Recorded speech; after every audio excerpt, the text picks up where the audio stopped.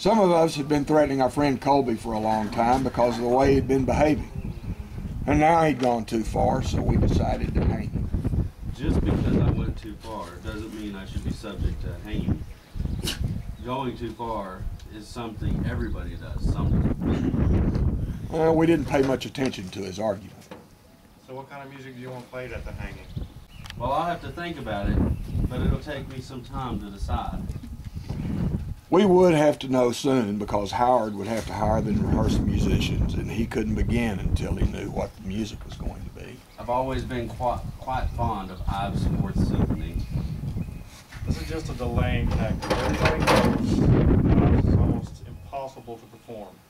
It will involve weeks of rehearsals, and the size of the orchestra and chorus will put us way over the music budget.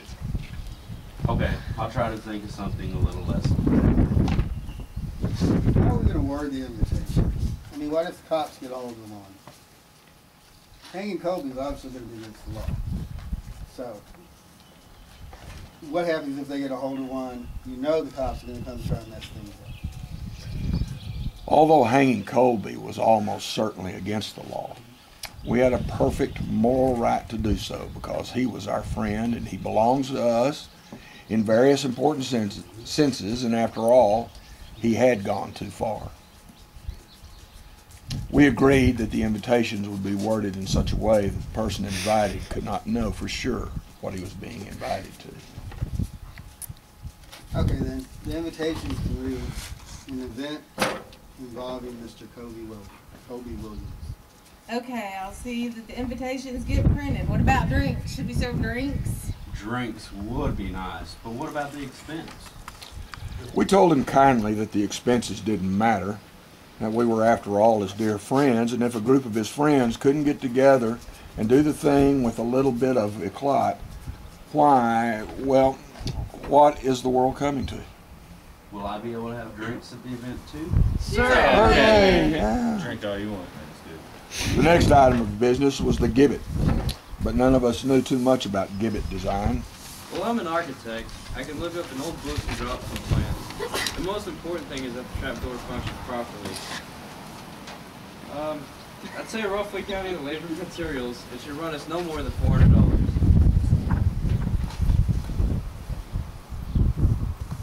Good God, Thomas, what are you figuring on? Rosewood? No, just some good grade pine. Oh, unpainted pine with a little rock. I figured it could be stained without too much trouble.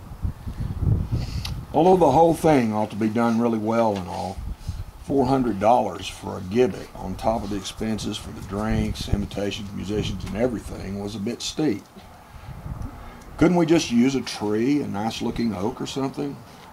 It's going to be a June hanging. The trees would be in glorious leaf, and not only that, a tree would add a kind of natural feeling, and it would also be strictly traditional, especially in the West.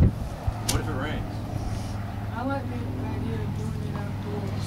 Maybe we could do it on the bank of a river or something, but we'll have to hold it some distance from the city. And then there's another problem. What would we have to? Then we have to figure out how to get the guests and musicians there and back to town. Harry owned a car and truck rental business. Harry owned a car and truck rental business. I could round up enough limousines to take care of that end, but the drivers would have to be paid. The drivers won't be friends of Colby's and can't be expected to donate their services any more than the bartenders and the musicians. I have about 10 limousines, which I use mostly for funerals, and I could probably obtain another dozen or so by calling up some of my friends in the trades. If we do it outside in the open air, we better figure on a tent or awning or something in case it rains. I'd like to keep the principals and the orchestra covered. Because if the hanging gets rained out, it may look a little dismal. But between the gibbet or the tree, I don't have much of a preference. It really should be left up to Colby. It is his hanging. You know, everybody goes too far sometimes. Are we being a little draconian? All this has already been discussed. Give it a try. Can I have a firing squad? No, Colby, you cannot. A firing squad would just give you an ego trip. The whole blindfold and last cigarette bit, you're in enough hot water without trying to upstage everyone with a lot of unnecessary theatrics. Sorry, I didn't mean for it to sound that way. I'll take the tree. Then the question of the hangman came up. Do we really need a hangman?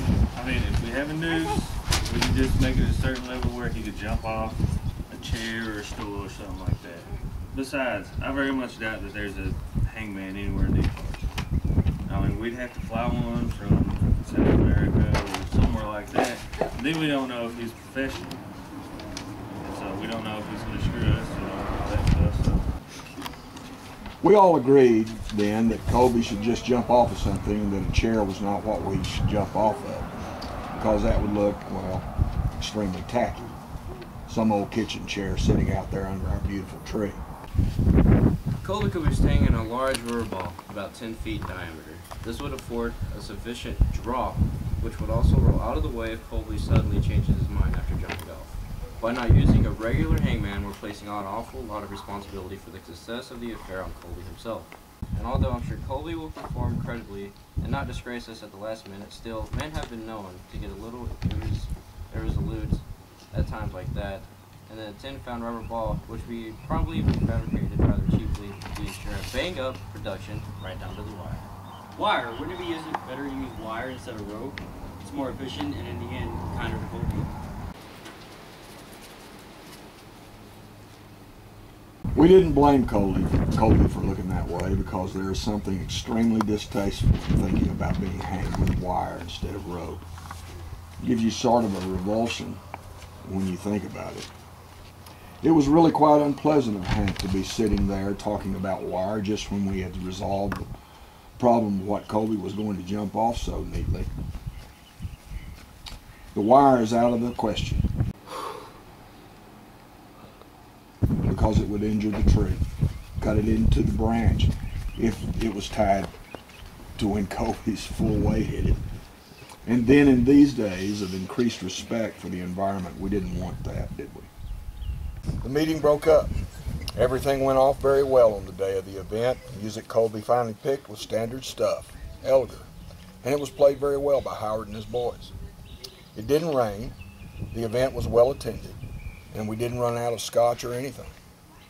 The 10-foot rubber ball had been painted a deep green and blended in well with the bucolic setting.